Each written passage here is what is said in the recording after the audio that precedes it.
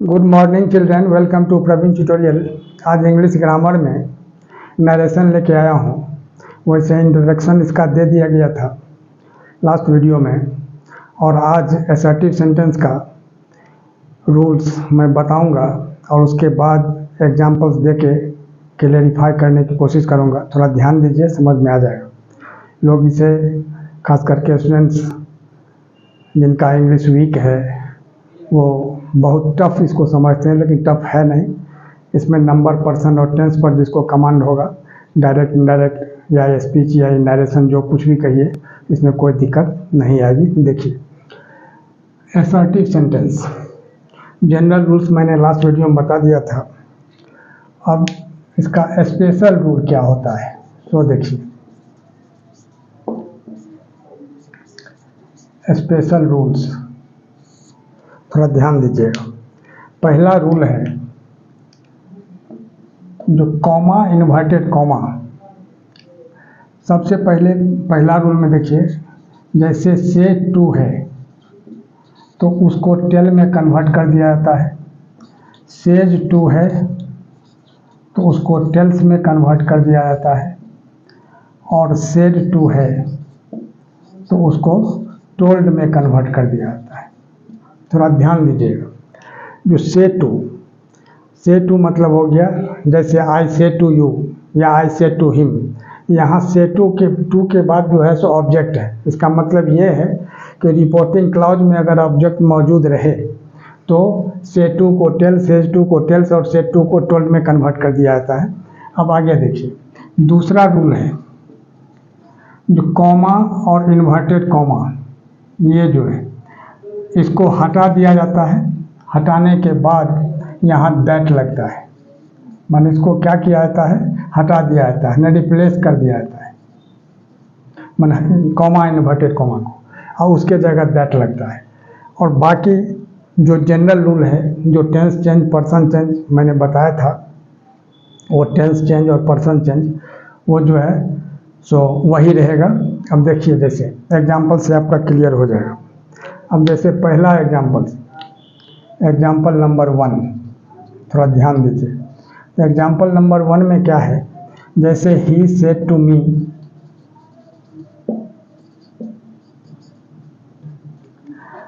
I am your friend. थोड़ा ध्यान दीजिएगा, आई एम योर फ्रेंड। अब इसका क्या होगा, इसका होगा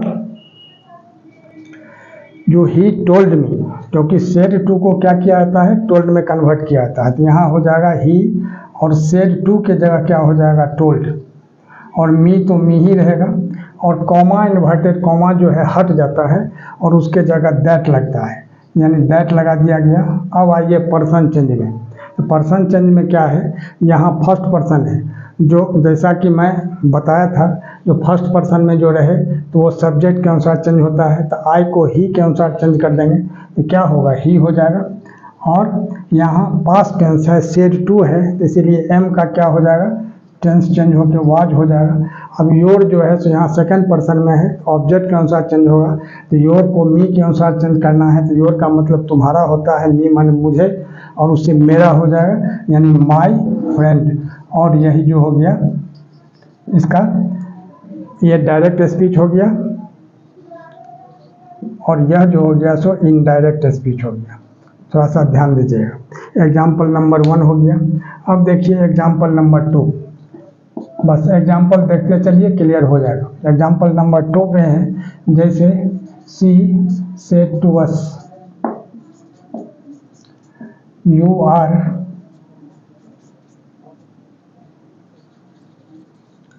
माई ब्रदर्स।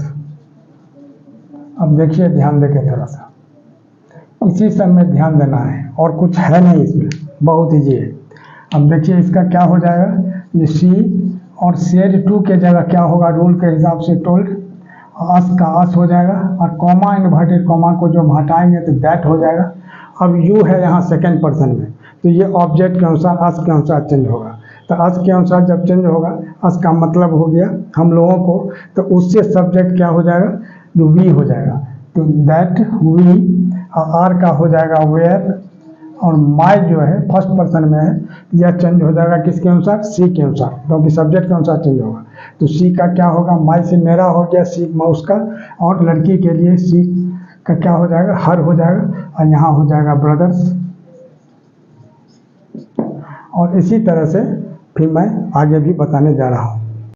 अब देखिए असर्टिव सेंटेंस में एक टर्म आता है यूनिवर्सल ट्रूथ का।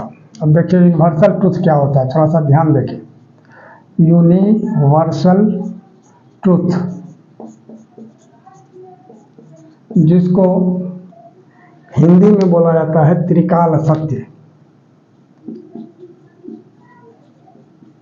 त्रिकाल सत्य, त्रिकाल सत्य का मतलब क्या हो गया, त्रिकाल, त्रिकाल मतलब क्या होता है, तीन काल, यानी वर्तमान काल, भूतकाल और भविष्यत काल। तो इस तरह से तीन काल होते हैं, तीनों काल में जो सत्य हो उसी को बोला जाता है त्रिकाल सत्य। और त्रिकाल सत्य जब रहता है तो क्या होता है, जो मतलब उसको चेंज नहीं करना है। अब जैसे देखिए, जैसे क्वेश्चन है, जैसे एग्जांपल नंबर 3, 2 तक तो बता दिया गया था। अब जैसे the headmaster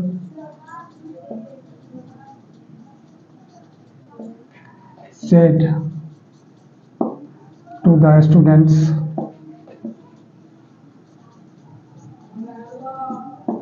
comma inverted comma, honesty is the best policy। थोड़ा ध्यान दीजिएगा, इसका मतलब ये होता है जो ईमानदारी सबसे अच्छी नीति है। तो सबसे अच्छी नीति पहले भी थी, आज भी है और बाद में भी रहेगी, इसीलिए इसको त्रिकाल सत्य बोला जाता है। तो इसमें क्या करना है, जो इधर रिपोर्टेड स्पीच में कोई चेंजिंग नहीं होता है। अब देखिए जैसे द हेडमास्टर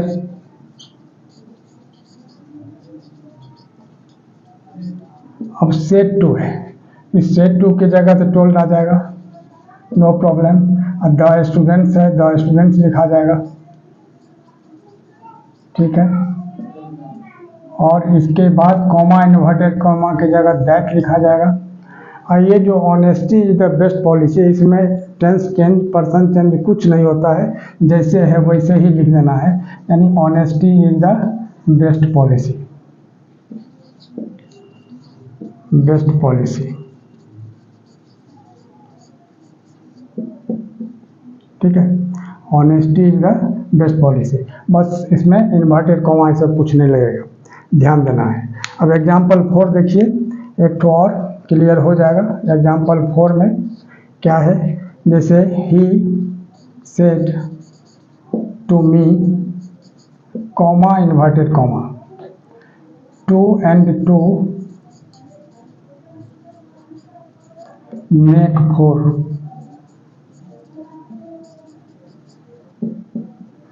अब इसका मतलब क्या होता है, 2 and 2 make 4 या 2 and 2 is 4, कुछ भी बोला जा सकता है। 2 और 2 4 होते हैं, या 2 और 2 4 बनाते हैं। तो इसका क्या होगा, यह भी यूनिवर्सल ट्रूथ है कि पहले भी 2 और 2 4 ही होता था, आज भी 2 और 2 4 होता है, अब बाद में भी 2 और 2 4 ही होगा। तब देखिए, ध्यान देखें, इसमें भी क्या करना है, वही ही सेड टू के जगह क्या हो जाएगा, टोल्ड। यहाँ मी तो मी रहेगा, और कॉमा इन्वर्टेड कॉमा की जगह दैट, और इसके बाद 2 and 2 make 4 जो लिखा हुआ उसको बस डिट्टो वही लिख देना है, no changing at all, 2 and 2 make 4। और इसी तरह से मैं बारी बारी से सभी सेंटेंस का, 5 सेंटेंस होते हैं, हर सेंटेंस का अलग अलग ढंग से, अलग अलग रूल रेगुलेशन से मैं आप तक सॉल्यूशन पहुंचाता रहूं। इसके लिए आप लोग लाइक, शेयर और सब्सक्राइब जरूर करें। धन्यवाद।